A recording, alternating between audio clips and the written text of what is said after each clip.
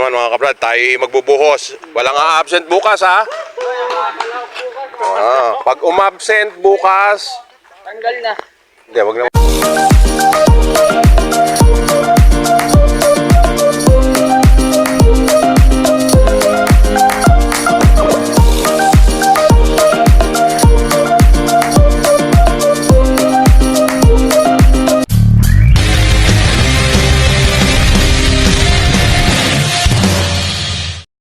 Ayan na. Baga na. Saglit lang, naka 4 hours sa tulog ka lang. Tulog ako pag tumila ako. Dali na rin man. Isang tayo bibi. Dali na ba? Boost na rin man. Nung umalis ka man. Oh, talaga naman very good talaga yung Kaya baka di na pa si Porma. very good. Very good. So ito naman ang bubuhusan natin bukas. Kaya mga ato. Oh, preparado na. Oh. Karagap! Mga karagap! Watch out. Shout out to mga mandaragat. Lord, wala skis ha. Bawal na skis mo ha. Uy, operator. Oy. Operator nag-aalas, Gis. Oh, operator, dapat maaga yan. Ha? Dapat nasaan pa lang ng araw, pinakakondisyon na. Naman mga kabrad, tayo magbubuhos. Walang absent bukas ha. Pag umabsent bukas, Tanggal na. hindi, wag naman. Lunes na. Siyempre, magpapahinga, absent eh. Pahinga. So ayan, tayo tapos na. Papunta naman tayo sa ating mini farm. Katapos na ito. Oh, ito nga mga kabrad, at kadarating lang natin galing sa atin sa trabaho. At yun yan, i-prepare na natin yung ating bubuhusan bukas. So ito na naman tayo sa ating mini farm para i-check yung ating mga alaga. Ayan, tara mga kabrad. Ito mga kabrad, yung ating mga pabo ngayon na nasa 10 ata itong ating mga babae na pabo na pararamihin natin. Bukod pa yung mga nandun sa atin sa mga kulungan na mga months old natin. So ayan, yung mga alaga natin, ito yung lalaki na. Yung iba yan, yung galing sila, yun yung pinakainahin, yun na dyan sa dalawa siguro dyan. Tapos yung ating mga dumalaga, yun. Kaya marami na tayo mga pabo ngayon mga kabrad. Mas pararamihin pa natin sa mga susunod na panahon. 5, 6, 7, 10. Meron tayong 10 heads ng mga babae. Tapos pera pa mga kabrad yung nandun nakakulong na yung natira doon sa mga napisa ng mga nakaraan. At yung iba nga, yun yan, nabawasan na dahil tinamaan ng ewan ko kung anong klase sakit yun, nabawasan. Nag-umpisa sa bulutong, tapos unti-unti na nabawasan. So that okay lang, pero meron naman tayong pandagdag kumbaga sa ating mga alagang pabo. So marami-rami rin naman to mga kabrad. Ito yung ating mga paborito.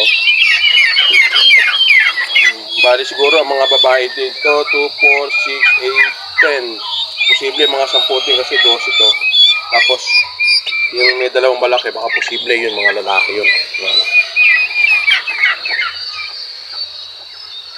Tapos yung atin namang mga plymouth ngayon mga kabrad, yung dito tayo magpaparami rin ng mga dito sa ating mga plymouth. Kasi kalimitan dito lalaki. Parang dadalawa lang yung babae rito mga kabrad. Ito yung mga plymouth rock natin. Tapos sa mga ibang napisa may mga kasama rin doon. Siguro nagalo-halo na rin. Makikita na lang natin mga kabrad yun pagka yung mga nagsipaglakihan nila sila, ayan mga dito, ayan yung mga bagong pisa. Maglalabasan naman kung sayang mga yan pag nagsipaglaki yung ating plymouth. Dito may kinulong dito si Joey, parang iba matatambay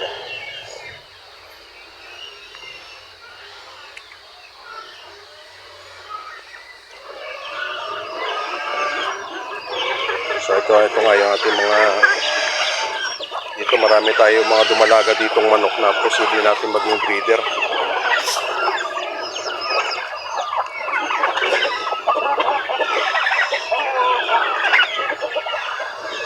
Well, may matamlay tayo dito. Kasi yun yung mga kapag pag ganitong mga tag-ulan-ulan. Ayan, ito. Meron tayong isa yun, ayaw kumain. Matamlay siya.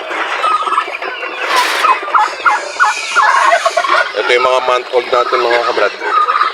Saka yung nandito sa kabila. Marami-rami rin to. Ito.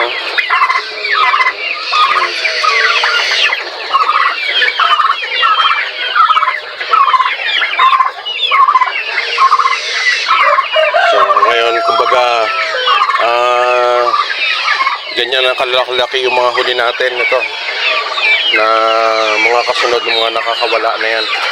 Yung mga nakakawala mga kabrad na to, yung mga dumalaga, dyan tayo rin kukuha ng mga breeder. Tapos ganun din yung mga kachaw natin dito rin. Well, yung mga ano rito, yung mga itlog, alam mo na kung saan yung may mga, dito ba may nahahalong plymouth dito? Oo.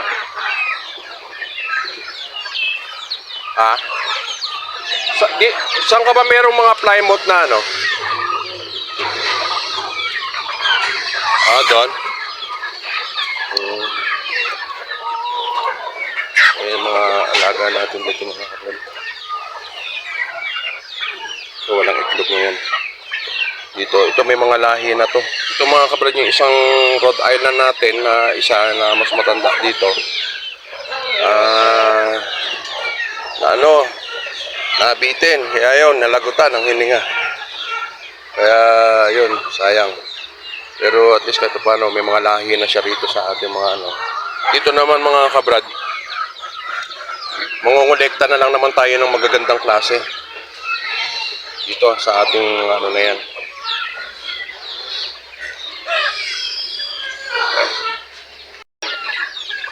Ito, yan. Yan, kamukha nun. Yan o, ang laking breeder natin yan. Yan, yung babae. Ayan o, ang lalaki. So, ayan o. Ang gagawin na lang natin, mamimili na lang tayo mga kabrad. So ito hindi pa pinapakain ni Joel, kaya mga naglawitan yung ulo. Ayan. Hindi pa pinapakain ni Joel. Pati yung mga alaga natin baboy, ngayon pa napakakainin ni Joel. So yung mga kabrad yung ating update dito sa ating mga manok at pabo. Ito namang ating barako. Ito yung pure native natin mga kabrad. Ito. Kaya lang, ito siguro pwede natin tong pansampa doon sa 50-50 natin na crossbreed sa babae. Pwede doon. Kasi ito puro. Tapos yun na crossbreed. Pwede ito. Ito yung puro natin yan. May edad na rin to. Yung ating barako na to. Yun na yung mapula. Ha? Yung mapula na yun. Oo. Pero yung mga nakakulong na malalaki na yan ha.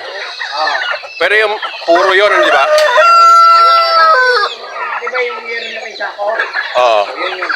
Doon meron doon plymouth.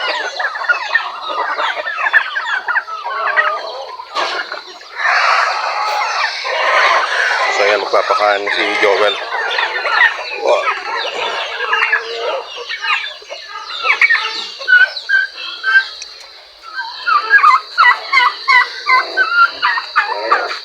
Ano puti? Hindi ka na puti, kutim ka na. Ha?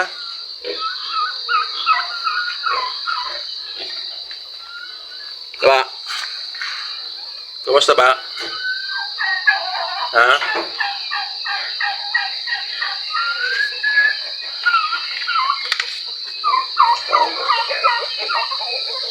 Ito rin si Chubby. Ano rin to, ayan, bumukol na yung kanyang tiyan. Ito naman, si Sungit, bukat pa lang. Gusto na akong talunin, no? Ayan, mga kabrad, ang gaganda ng kanyang mga anak. Bilugan. Ilang days pa lang to. Kasi ito mga kabrad, ano na to? May lahi na rin to. Kaya ganyan na itsura nila. So iba naman natin yung mga alagang manok dito naman sa taas. Ito mga ito hindi nagsisialis dito. Pati iba natin mga pabo. Ayan.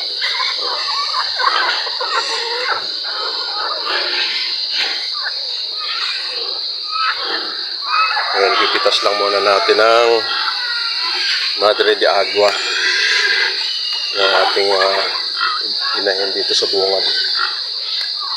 Gustong gusto niya.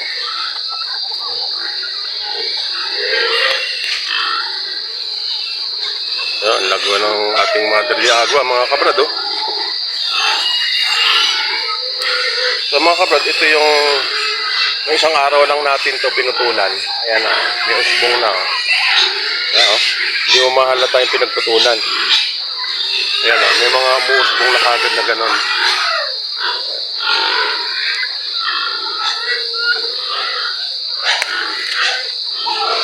Nabigyan lang natin ito sa ating mga inahin.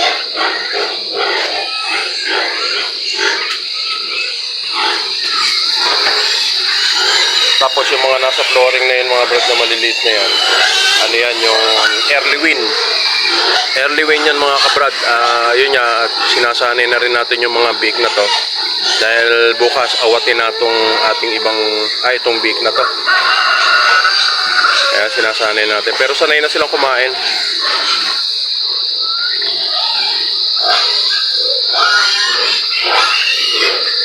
Magtitimpla na naman si Joel ng ang pagkain natin doon sa ating mga native.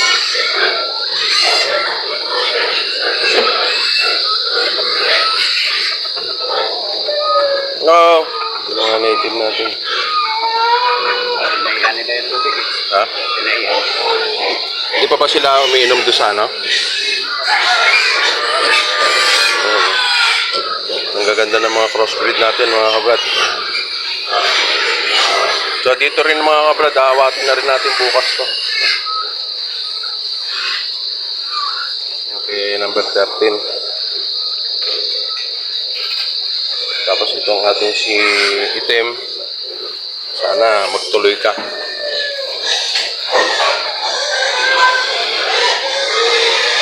Yung atin naman mga native na okay naman. Magaganda naman yung kanilang pangangatawan at saka masisigla ito mga kabrad.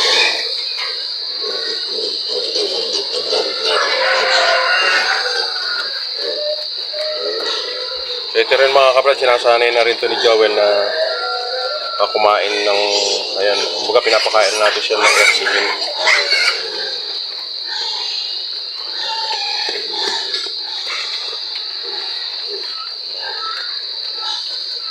Wait lang, tinitimpla pa ni amo nyo yung nyo pagkain. Tingnan natin yung mix ni Joel. So ayan, gaganda ng ating crossbreed.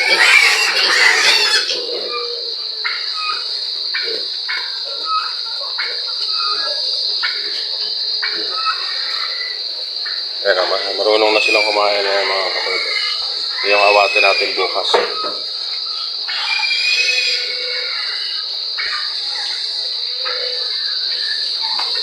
Palisyam yung ating awatin na yan. Ha? Hindi ba? Dito bali 2 takal ng breeder, tapos ilang takal ng sapan ng taho yan. 3. Bibigyan ko din muna yung anak doon eh. Bali dito, ilan ang kumakain? Dito sa may tinakal mo na to, dito lang, ito lang sa timba. Yan. Doon sa inahin, buo yun, di ba? Oo. Isang buo. Tapos sa kalate. Doon sa mga buntes. Yung nabarako na. Barako. Oo. Dito.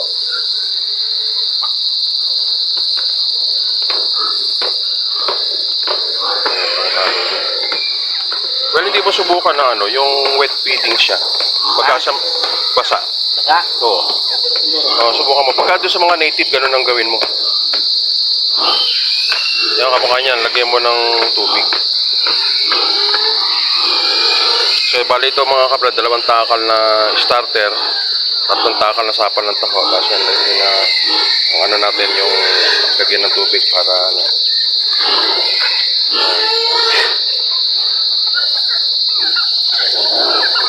Ito yung mga pinapakain natin mga kabrad sa native. Yan.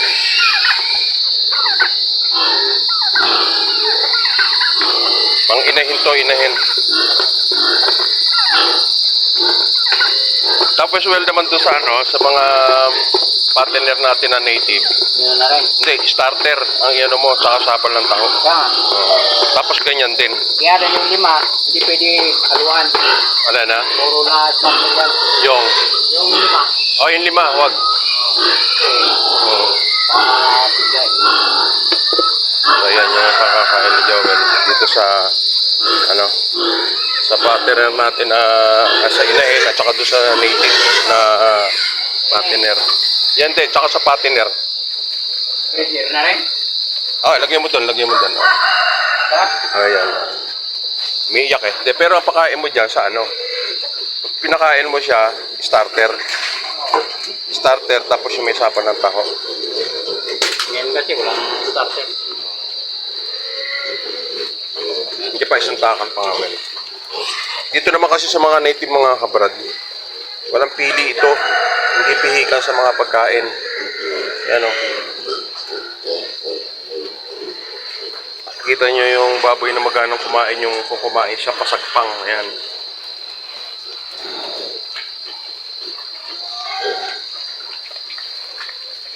Oo, lagyan na pa well. Diyan.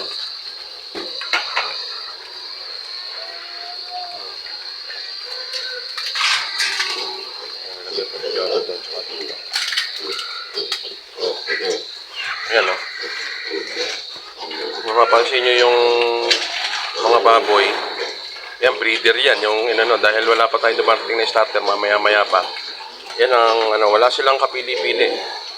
Pero sa mga masiselan, kamukha nang sa mga puti natin, hindi nila aamoy-amoyin lang, susungkal-sungkalin lang nila yung pagkain na yan. Pipiliin nila yung mais. Pero sa native, kita nyo naman, sinasagpang. Yan, basta well ito, pagdating sa ano, wet feeding tayo sa mga native. Kahit sa mga inahin, sa inahin natin na wet feeding ang gawin mo. So, ayan.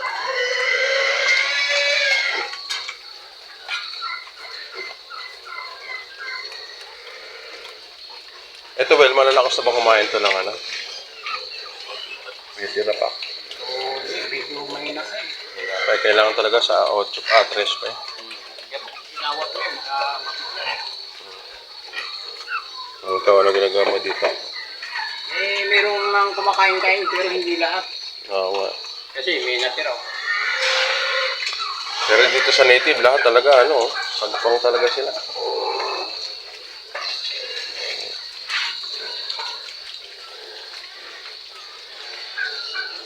Basta dito, well, pag dumating yung starter, alam mo, bukas,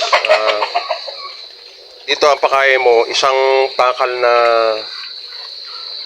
starter, tapos isang takal din na, o kaya kalahating takal na starter, isang takal na sapan ng taho, tapos tutubigan mo yun.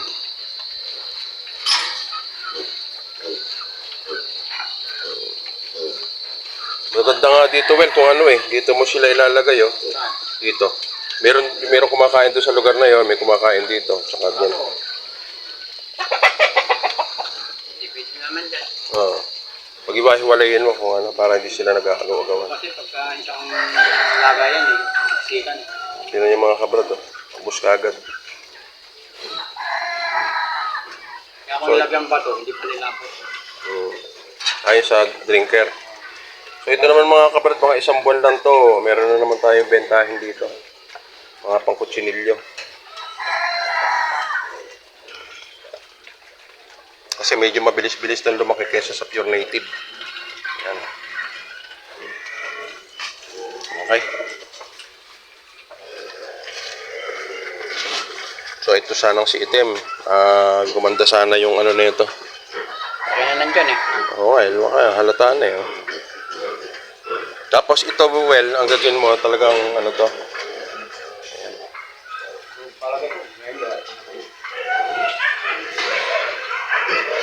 Mga kabrad, sa una nating inawat. So ito na yung kanilang ano ngayon, yan. Magaganda naman. Mayroong isa, dalawa na medyo may kaliitan. Yun yung maiiwan sa atin. Kaya itong 2, 4, 6 yung 8. Yan yung ano sa atin, yun yung bibigay natin dun sa ating pinagkakautangan. So ngayon, ang gagawin naman natin, dahil halos konti lang ang diferensya nila, sa araw lang ang pagitan nila, halos pagsasabay-sabayan na natin silang ibigay doon sa pinagkukuhaan natin ng page. Ito at saka yung nandun sa kabila, at saka yung dito kay number 13. Tapos yung kay number 15 siguro, malilate lang to ng 2 days, mga 4 days siguro. Tapos saka natin ibibigay. Siguro matitiran tayo dito mga siguro mga 6 o 8 maliliit. So ngayon, yun na lang ang aalagaan natin mga kabrad. So ayan, nagaganda na sila. So tara muna doon sa may kabila. Sa mga ano rin natin yan, ang pagkain din nila. Ayan. Dito sa ating mga pabo.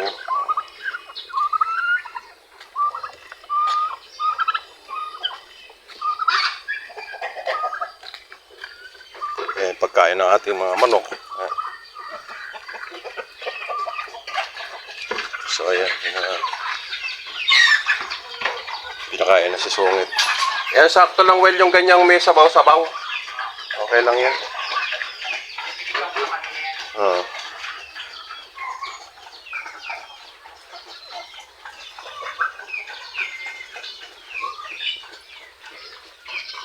So ayan yung pagkain natin na yung mga kabrada. Ang gaganda ng kanyang mga anak.